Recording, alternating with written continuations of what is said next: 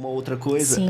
Quando a gente vai fazer uma entrevista de emprego, e a gente sempre pergunta quais são as principais qualidades. As pessoas falam, isso é o seu principal defeito. As pessoas não sabem falar o defeito, mas por quê, Fer? Elas não conseguem...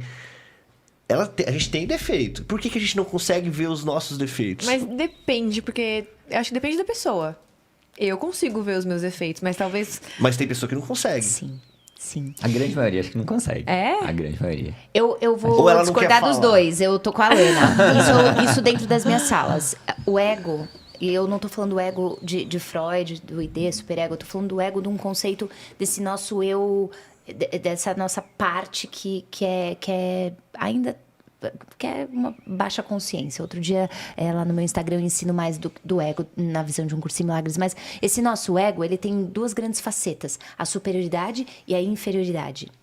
Então, as pessoas que não enxergam os seus pontos fracos são aquelas pessoas que estão numa posição superior. Então, eu já sou bom, eu já sou maravilhoso, eu já sou incrível.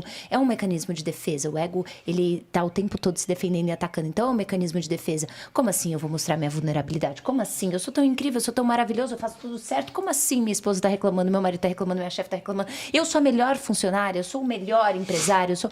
E se coloca num pedestal, mas aí a vida não tá seguindo aquela visão que ele tem dele.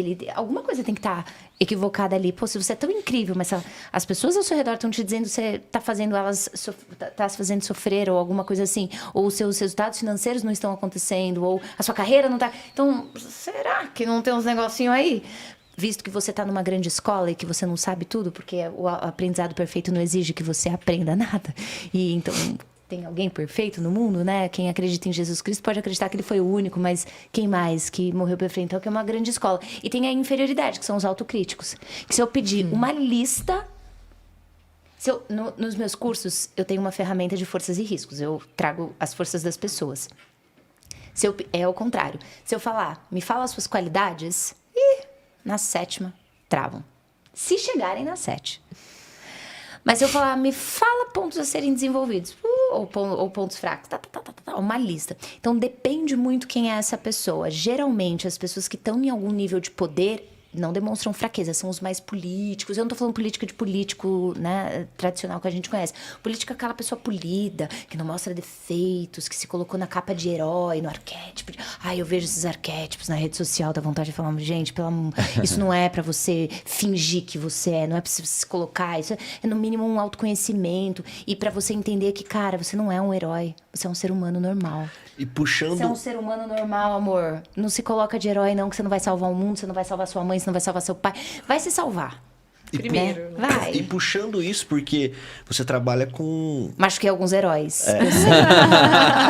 Calma. Você trabalha com CEOs, pessoas de alto escalão. E você vê isso neles, porque é difícil eles mostrarem fragilidade pra você que tá ali pra cutucar ele. Como que é essa relação, você com esses caras do alto escalão, dessas multinacionais, dessas empresas? Deixa eu complementar, que eu acho que é bem interessante. Como eles sentem isso, e assim, as pessoas de sucesso realmente, como elas são? Esse ego delas realmente é algo positivo, negativo, ou elas sabem equilibrar bem? Na minha visão, não tem ego positivo. O que é positivo é o nosso espírito, a nossa essência. Não, mas dela se vê. Como ela se vê. Essa autoconfiança, talvez. Assim, não, mas a superioridade pra ela é positiva, mas ela vai deixando corpos pelo caminho, ela vai deixando pessoas machucadas. Então, ela pode ter uma falsa percepção de que é positiva. Mas no final do dia, as pessoas estão machucadas. Ela é impaciente, ela é muitas vezes arrogante, intolerante com erros pequenos. Ela não escuta, não se conecta. E aí ela tem, às vezes, uma empresa com 500 mil funcionários, mas as pessoas têm medo dela, as pessoas não se aproximam. Então, o ego todos nós temos. É claro, tem pessoas apenas que valorizam demais o ego, porque nossa sociedade valorizou muito o ego. A Beyoncé tem uma música, he has such a big ego, né? Ele tem um grande ego, como se isso fosse, nossa, uma autoconfiança. E são coisas exatamente opostas. Quem é confiante não precisa do ego, não precisa desse reforço. E esses caras esses coaches, né, ou esses grandes empresários, que eu desenvolvo desde as pessoas normal. Porque às vezes eu falo, a pessoa, nossa, só desenvolve pessoas. Não, eu desenvolvo pessoas Você tem de todos múltiplos polos, né? aham. Desde o famoso até a pessoa que tá tipo assim, perdida, tá que não sabe o que perdida, faz. que às vezes pega cartão de crédito emprestado pra alguém, porque escutou falar que o coaching muda a vida e acreditou e foi lá Não sabe investir nem o em que tá mim. fazendo ali direito, né? Exatamente, e muda a vida. Dependendo do coach, mas o fato é que essas pessoas, elas estão tão treinadas a olhar pra fora que elas não param Esquecem. pra pensar, por exemplo, uma pergunta muito simples que eu faço pras pessoas: o que é a vida pra você? E as respostas vêm polidas. A vida é um aprendizado, mas é aquela mesma pessoa que fala que não deveria ter passado por uma situação há tanto tempo. É a pessoa que diz que a vida é pra gente ser feliz. E é aquela mesma pessoa que tá reclamando do marido ou da esposa. Então, são muitas incongruências porque a gente tá tão treinado a dar respostas bonitas e não mostrar nossas fragilidades e não mostrar as nossas fraquezas, especialmente no mundo machista, onde você não pode chorar, onde você não pode fazer algumas coisas que são humanas. Hello, é humano. E a gente não pode fazer, porque se você fizer, você é um fraco. Então, quando um CEO, um grande presidente de uma grande multinacional senta na minha frente, a primeira sessão é um grande desafio, porque ele precisa confiar demais em quem está na frente dele. Que ela não vai julgar. 2, que ela não vai contar para ninguém o que está acontecendo ali dentro. Então, para chegar a sentar na minha mesa, existe todo um processo. tem um processo, então. A pessoa, ela não chega em mim do nada. Ou ela fez um curso comigo, ou ela conhece alguém que fez um curso comigo. Dificilmente é do nada. Tem algum histórico por trás. E essa pessoa, ela tem que estar num grande nível de dor. Grande nível de dor. Família desmoronando, filhos com muitos problemas, casamento quase separando. Porque geralmente esses caras sabem fazer dinheiro, sabem crescer business, sabem estratégias de negócio, mas e a vida pessoal deles?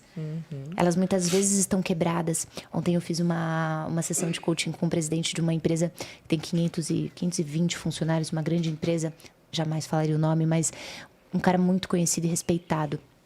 E ele falou no final, entendendo que ele precisaria mudar, ele falou assim: eu tô precisando fazer uma terapia de casal. Você tem alguém para me indicar? Eu poderia falar que eu não sou terapeuta, mas eu já desenvolvi muitos casais. Mas eu falei para ele: qual foi a última vez que você foi para tua casa, olhou para tua esposa com amor e falou: meu amor, como é que eu posso te servir hoje? Quando que você escutou a sua esposa pela última vez? Quando que você deu a sua presença para ela na última vez?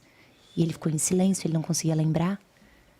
Eu falei: antes de ir para uma terapia de casal, vai amar sua esposa, vai para sua casa, vai olhar para ela e se reconectar. E é difícil, não é um processo fácil, porque imagina 20 e poucos anos de casados, muita bagagem, um histórico, muitas brigas.